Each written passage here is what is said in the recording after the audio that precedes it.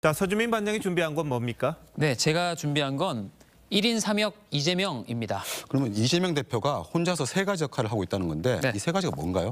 네, 당의 총선 승리를 이끌어야 하는 당 대표로서의 역할이 하나 있겠고요.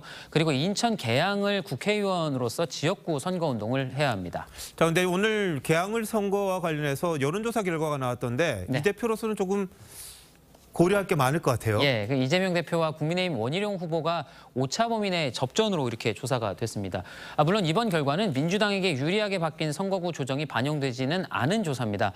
그렇다 하더라도 이 계양을이 민주당의 전통적인 강세 지역이라는 점을 감안하면 이 대표로서는 발등에 불이 떨어진 셈입니다. 그 원희룡 후보가 축구 선수 출신 이천수 씨와 함께 매일 지역을 좀 다니고 있으니까 이 대표 입장에서는 좀 신경이 쓸 수밖에 없겠어요. 그렇습니다. 그래서 택한 게 이 동네 한 바퀴 컨셉의 게릴라 유세입니다.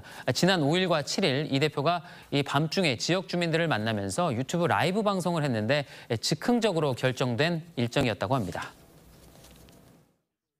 역할이 공복되는 바람에 어려운 점은 있지만 두 가지가 서로 배제되는 것은 아니고 당대표로서 하면서도 지역을 충실하게 챙겨나가겠다는 말씀을 드리면서 참고로 오늘도 이런 깜짝 일정을 잡았다고 합니다. 자, 그런데 지역구 선거 하나만 도 지금 만만치가 않잖아요.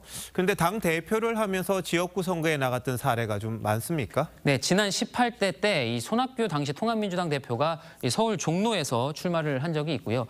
20대 때는 김무성 새누리당 대표가 부산 중영도에 나왔었습니다. 가장 최근에는 지난 총선 때 이 황교안 미래통합당 대표가 역시 서울 종로에서 출마를 했었습니다. 그럼 이때 결과들은 다 어땠습니까? 네, 김무성 대표만 당선이 됐었고요. 나머지 2명은 떨어졌습니다. 그런데 여기에 공통된 패턴이 하나 있습니다. 대표가 이끈 정당이 총선에서 승리했을 때는 대표도 지역구에서 당선이 됐었고요.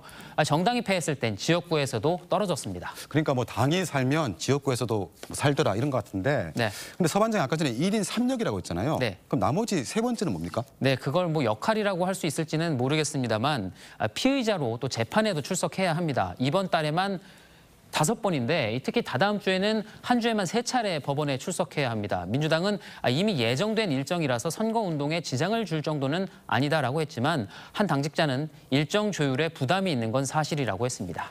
사법 리스크가 있는 이 대표에게 국회 승리, 이것도 중요합니다만 국회에 재입성하는 것도 상당한 의미가 있다, 이런 말들이 있더라고요. 남은 한 달 누구보다 더 바쁘게 움직일 것 같네요.